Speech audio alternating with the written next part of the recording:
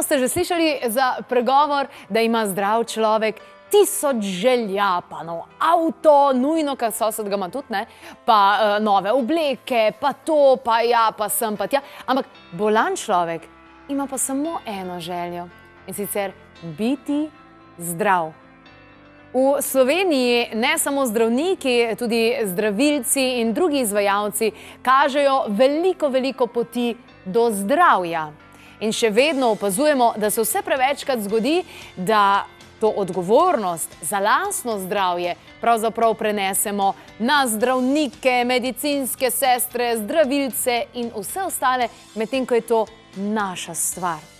In kdo pravzaprav v Sloveniji je tisti, ki izvaja neke postopke oziroma metode, storitve na področju zdravilstva, komplementarne, integrativne, alternativne medicine? No, vse to bomo preverili in vi ste tisti, ki nam boste pri tem pomagali s svojimi izkušnjami. Kajti s svojimi izkušnjami lahko pomagate še komu. V Sloveniji opažamo vse več ponudb zdraviteljev, novih tehnik, metod, bioenergetikov, energijskih izdelkov, duhovnih knjig, društev za pomoč, delavnic, predavanj za osebnostno rast. Komu lahko zaupamo, da ne naletimo na šarlatane? Projekt Svetovit bo z izborom najboljših izdelkov, programov in izvajalcev na področju zdravilstva in osebnostne rasti v Sloveniji ločil zrno od plevela. S pomočjo izbrane strokovne komisije bomo tako v 8 kategorijah s certifikatom Svetovit izbrali tiste, ki so vredni našega zaupanja. A brez vas ne gre in vaše izkušnje štejejo. Delite z nami svoje mnenje, s kom ali s čim imate dobre izkušnje, kaj vam je pomagalo in dalo prave rezultate. Spletno glasovnico najdete na www.podelitev-svetovit.si, sicer pa jo poiščete tudi v reviji Karma, Misterij in drugi. V drugi fazi izbora Svetovit vam bomo zaupali, kdo so nominiranci posamezne kategorije. V Cankarjevem domu 23. marca pa se bo zgodil edinstveni dogodek v belem, kjer bomo podelili kipce Svetovida 8 zmagovalcem kategorij Svetovit. Pa poglejmo kategorije. Energijski izdelek, izvajalec zdravilstva, alternativne, komplementarne, integrativne medicine, izvajalec storitev na področju celostnega osebnega razvoja, društva z področja celostnega osebnega razvoja, knjiga slovenskega avtorja, spletna stran, radijska ali televizijska oddaja ter posebna kategorija prispevek k prebujanju in ozaveščanju Slovenije. Spletno glasovnico najdete na www.podelitev-svetovit.si ali v tiskanih medijih.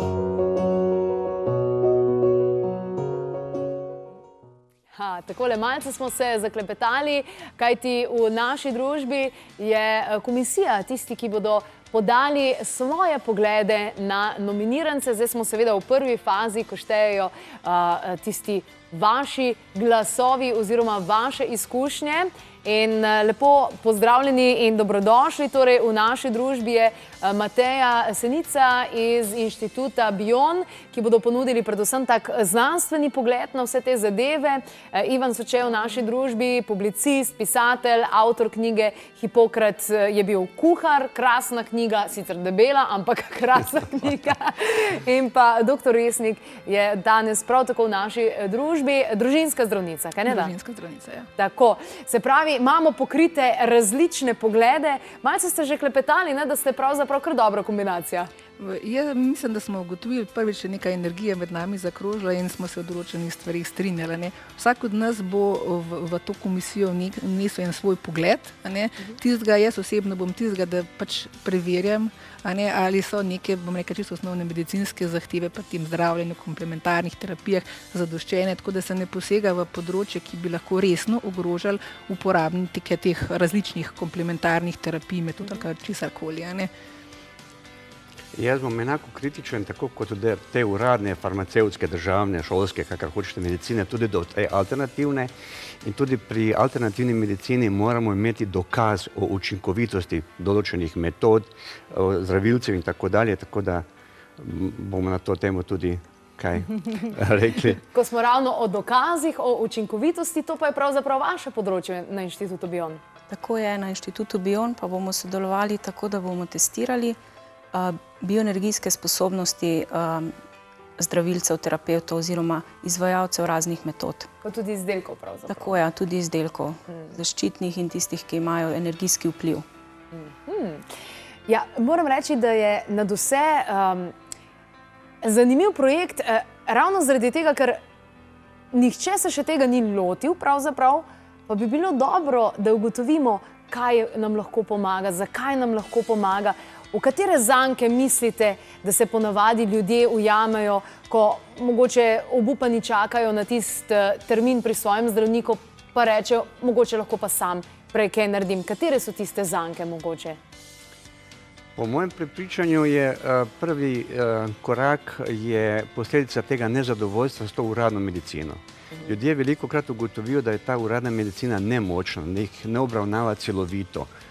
Ne obstaja veliko zdravil, ki res pozdravijo bolezni.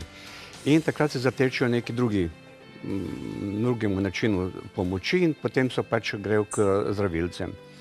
In pri tem so velikokrat premalo pozorni, premalo zahtevni, premalo kritični in ne ocenjujejo, kdo je zares uspešen, kdo ni uspešen, kdo ima kakšne dokaze in potem so pač ali zamudijo zdravljenje pri uradni medicini ali ne dosežejo tistega, kar bi želeli, tako da je tu pač treba biti dovolj zahteven in dovolj kritičen. Tako kot smo dovolj kritični do te uradne medicine, tako moramo biti tudi do te alternativne. Moj osebni pogled je, da nekdo, ki prakticira neko zdravilstvo, karkoli pač to že je, ali je, ne vem, bioenergija, ali rečemo temu prana, mana, či, ali je to zvok, karkoli pač dejansko je, se mi zdi, da izvajalec ne samo, da pozna energijska telesa našega bitja, ampak mora poznati tudi anatomijo zelo dobro. Neko osnovno znanje o telesu vsekakor mora biti prisotno. Jaz mislim, da zdaj mogoče bom tle nekaj malo bolj bogokletnega povedala. Zdaj, metode diagnostike pri različnih komplementarnih terapevtih so zelo različne, tako da nekatere so za enega uradnega zdravnika popolnoma nerazumljive in tudi jih ne more izvajati ali pa ponavljati. Govorim pa predvsem tisti segment, ki bi bil meni močno pomemben, je, da ta terapevt, kakršnekoli prakso izvaja, da zna ločiti tista stanja, ki so definitivno potrebna najprej za oskrbo pri uradni medicini, se pravi tista, v primeru katerih opustitev zdravljenja bi predstavljala resno poslabšanje zdravstvenega stanja za človeka ali pa celo smrt. Potem je pa cel spekter nekih stanj, kot so razna slaba počutja, neke motnje, lahko tudi že bolezni, ki tudi če se zdravljenje odloži ali bom rekla se opusti ali se ne začne z uradnim zdravljenjem, ne bo prineslo večjega poslabšanja zdravstvenega stanja ali vodilo v nek resnejši zaplet. Tam imajo pa bistveno bolj svobodne roke. Tako da se pravim, anatomija, neko osnovno medicinsko znanje, predvsem kritičnost do tega, kaj je še v njihovem domeni zdravljenja, kdaj pa potem pacijenta oziroma tega, ki se pride zdravstveno usmeriti v uradno medicino, to pa morajo imeti. To je samo kritičnost, da ko vidijo, da je ta bolezen oziroma motnja v telesu presega njihovo kompetenco, da brez slabe vesti in brez, bom rekla, očitajočega ali pa samo kritično predajo to v skrbo drugmu, se pravi uradni medicini. Se pravi, tukaj govorimo o sodelovanju in tudi sami ste že kar nekaj angažiran oziroma očitno je to vaše življenjsko poslanstvo, da ljudem podate sporočilo, da je treba sodelovati, da se je treba povezovati, tudi kar se tukaj teče, se pravi z roko v roki. Moj moto, moj osebni moto in moje osebno prepričanje, da je treba spodbuditi sodelovanje. Sodelovanje tako med komplementarno medicino in uradno medicino in potem tudi recimo kolega, ki z mano sedita, sta poudarila še dva pomembna aspekta, da se tudi komplementarno zdravljenje kritično obravnava in pa da se tudi učinki zdravljenja preverjajo. Ker ko je človek v neki bolezni, v neki stiski, je zelo sugestibilen in je pripravljen poseči po marsičemu, kar pa velikokrat ni učinkovito. V taki fazi so ljudje pripravljeni zdaj veliko denarja ali pa nekih drugih sredstev, energije in časa za nekaj, kar ni uspešno. Tako da pomembno je sodelovanje. Se pravi začetno, da se oceni, ali je zdravstveno stanje tako, ki varno dopušča človeku, da poišče neko drugo metodo zdravljenja, in pa potem, da tudi ta potek zdravljenja poteka korektno in da se ves čas tudi sodeluje. Se pravi, da stopimo iz nekega piedestala, da smo mi vse vredni in nekdo drug dialog, se pravi iz obeh strani, ne samo strani uradne medicine napram komplementarni, ampak tudi strani komplementarne napram uradni. Ni vse za nič na nobeni strani, ampak da se najde most, da začnemo govoriti, da iščemo skupne točke in probamo to spremljanje tega bolnika oziroma te osebe, ki išče pomoč, z obeh strani peljati tako, da bo za to osebo najboljše. Se pravi, da bo iztržil iz vsake strani največ. Njemu na koncu je pomembno samo, da je zdrav. Tako. Samo, da je zdrav in da lahko normalno funkcionira v življenju.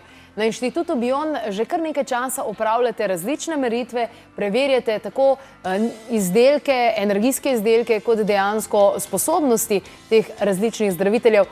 Je kakšna številka, recimo, koliko ste že izdali certifikatov oziroma teh podelitev priznanj, da so tukaj dokazi o tem, da gre za nek učinek?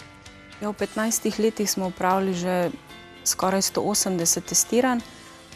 Od leta 2006 približno pa podeljujemo tudi certifikate in teh je, mislim, da okrog 70, 80, nekaj takega. Zadnja leta se na nas obrača tudi vedno več izvajalcev raznih metod terapij ali pa kakšni posamezniki, ki želijo neko znanstveno potrditev, da imajo oni nadzor nad svojo energijo ali pa biopoljem ali kakorkoli ste že prej navedli razne izraze in da lahko s tem pomagajo drugim ljudem. In potrebujejo neko potrditev tega, kar sami že čutijo in poznajo in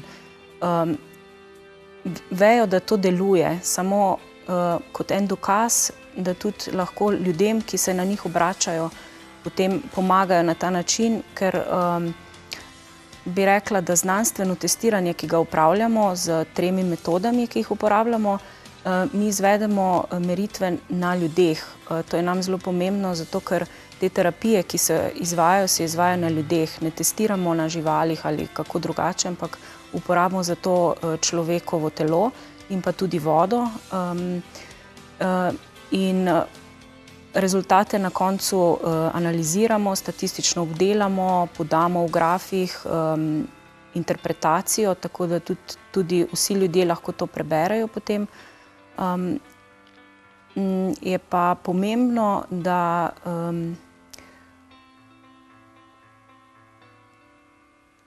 uporabniki teh storitev imajo tudi neko potrditev strani nekega znanstvenega inštituta. Eno je, kaj so izkušnje, ki jih imajo različni ljudje s tem zdravilcem določenim. To je zelo pomembno, ker je tudi ta vidik pomemben. Moram poudariti, da mi ne preverjamo zdravilnega učinka kot samega, ker to bi bila zelo obsežna testiranja oziroma raziskave, dolgoročna tudi. Ampak preverimo, ali ima njegova energija oziroma on sam to sposobnost, da nadzira to energijo in jo lahko usmerja. Se pravi, tako kot želi. Tako, ja.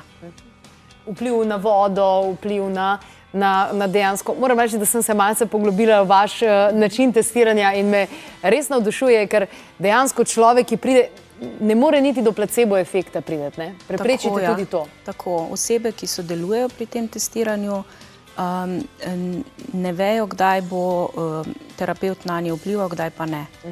Pa se vam kdaj zgodi, recimo, da kakšen pride z ne vem kakšnim izdelkom oziroma da reče sam, da ima ne vem kakšne sposobnosti in ga potem testirate in ste kar presenečeni nad njegovimi rezultati v tem smislu, kakor wow, to pa res? Ja, se zgodi, dostikrat smo presenečeni, ker mi skušamo biti, kako bi rekla, nenavezani že a priori, da bi nekaj pričakovali. Tudi ne želimo, da nam ljudje vse povejo o tem izdelku, ampak samo tiste osnovne informacije, kako se uporablja, da mi lahko potem protokol sestavimo skupaj. Potem pa res včasih smo zelo presenečeni, ker je tako velika razlika med tem testnim izdelkom ali pa takrat, ko terapevt deluje na osebo in takrat, ko je kontrolno merjenje. Ivan, kaj boste pa vi najbolj opazovali pri vseh teh kandidatih, nominirancih, ki bodo potem nekako zbrani? Kaj bo vam najbolj pomembno, ko jih boste opazovali, se z njimi pogovarjali? Meni se zdi, da je velika vrednost tega projekta ravno v tem, Področje zdravilstva je zelo zanemarjeno in to ustreza očitno vsem, tudi uradnim zdravstvenem sistemu, tudi zdravilcem. Delujejo brez nadzora, brez kakšnih koli dokazov. Bilo je veliko dokazane goljufije z velikimi nerealnimi obljubami in tako dalje. Bila je dokumentirana tudi velika škoda, ki so jo delali zdravilci in tako dalje. In vse to, kar se zdaj dogaja, bo naredilo neko večjo preglednost, kaj se dogaja na tej zdravilski sceni, kdo je uspešen, kdo ni, kdo ima kakšne dokaze o lastnih sposobnostih, o lastnem poštenem, korektnem odnosu do pacientov, kdaj bo priznal lastno nemoč in rekel, jaz te ne morem pomagati, poj drugam, poj drugemu zdravilcu, poj na uporabi neko drugo tehniko in tako dalje. Tako da mislim, da je to ena sjajna priložnost, da bodo ljudje v Sloveniji imeli en boljši pregled, kaj se sploh dogaja, kaj lahko pričakujejo, kdo jim lahko več ponudi. In bo to tudi po mojem prepričanju, pa vsaj si to zelo želim, da bodo tudi zdravniki nekako z večjim spoštovanjem pogledali, kaj se dogaja na tem področju, mogoče z večjim pogumom, tu zdaj imamo takšen krasen primer, z večjim pogumom tudi preštudirali kakšne alternativne metode, se morda s tem začeli sami ukvarjati, ker neka moja, po mojem nikoli ne bo uresničena vizija je in bi bila idealna priložnost oziroma idealna varianta, če bi zdravniki sami prakticirali vse možne metode, da svojemu pacientu pomagajo na kakšen koli način, na tisti način, ki pač oni ocenijo, da je za njegovega bolnika najučinkovitejši. Malo več optimizma, noter se ne bo nikoli. Pustimo se presenetiti. Optimistično gledamo na vse te stvari, ki bodo prišle. Kako daleč oziroma vi že leta spremljate to povezovanje, glede na to, da ste sama zdravnica, ki vam je izjemno pomembno to povezovanje, nam kaže na boljš, gre vse skupaj na boljš, se ljudje odpirajo, se vaši kolegi zdravniki odpirajo za te stvari, sprašujejo ali se raje ne ukvarjajo z temi tematikami, pa ostanejo pri tistih učbenikih? To je eno tako zelo, bom rekla, provokativno vprašanje, pa tudi odgovor bom dala bolj diplomatski. V večini primerov mi smo izšolani za izvajanje uradne medicine in to je tisto, kar jaz znam početi. Gospod Ivan je zelo lepo rekel, da bi imeli tudi neke druge sposobnosti, jaz jih nimam. Nisem bioenergetik, nekih teh sposobnosti nimam, lahko pač razvijem tisto, kar znam, to je medicina. Zdaj, kar pa spremljam, je pa sledeče. Kolegi se tako off record ukvarjajo tudi z drugimi metodami zdravljenja ali jih pa uporabljajo sami za sebe in za svojo družino, vendar o tem v javnosti ne govorijo. Večina tistih, ki se upa izpostaviti, se izpostavi potem, ko zapustijo aktivno delovanje v uradni medicini in takrat ali napišejo knjige ali pa karkoli izjavljajo. Tako da v večini primerov izjave, ko si ti še aktiven, niso dobrodošle ali pa še najmanj zaželene. Zdaj, predvsem je problem to ravno ta megla, če tako hočemo, ki jo je hote ali ne hote ostaja na tem področju. In jaz tudi vidim eno veliko priložnost, če se bo z nekimi metodami, se pravi čisto kvantificiranimi, dokazali, da nek efekt pri določeni vrsti terapiji je, da tudi zdravniki, ne vem, če bo imeli potem tak zadržek nekomu svetovati uporabiti kakšno tako metodo, ki je tudi znanstveno preverjena in tudi statistično zdrži neko stvar. Mi se vedno naslanjamo na to, na dokazih temelječo medicino, kjer so neke skupine in kontrolne skupine, nekaj podobnega, kot izvajaš ti tudi Bion. In če bi stalo za nekim zdravilcem ali pa komplementarnim terapeutom neko čisto, bom rekla, študijsko, znanstveno gradivo, mislim, da ne vem, če bi kolegi tako a priori odklonili tudi tako vrsto zdravljenja ali pa sodelovanja, ki bi ga človek poiskal. Upam, da bomo dobili čim več takih lepih, krasnih izzivov tudi med zdravniki.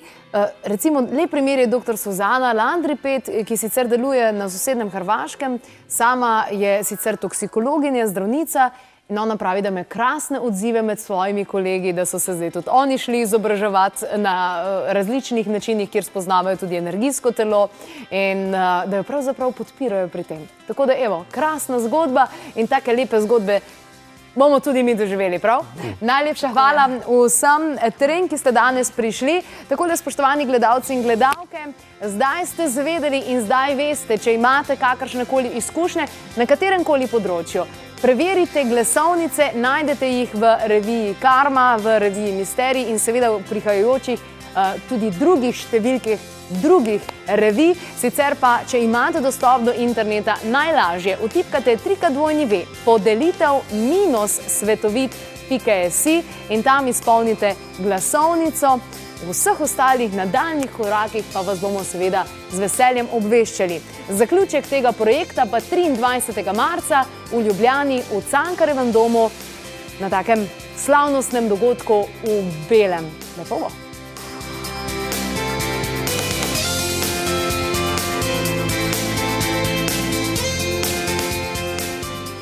Če si slišal oziroma slišala kaj zanimivega, daj potem deli tale posnetek s svojimi prijatelji na Facebooku, kjer nas seveda tudi najdeš pod Klepet ob kavi. Sicer pa raziskuj naprej vse Klepetove posnetke na YouTube kanalu in ne pozabi preveriti tudi spletne strani, in sicer www.klepetobkavi.si. Tam najdeš kup zanimivih novic, brezplačnih meditacij in drugih informacij, ki jih lahko porabiš za to, da boš živela oziroma živel bolj kvalitetno življenje.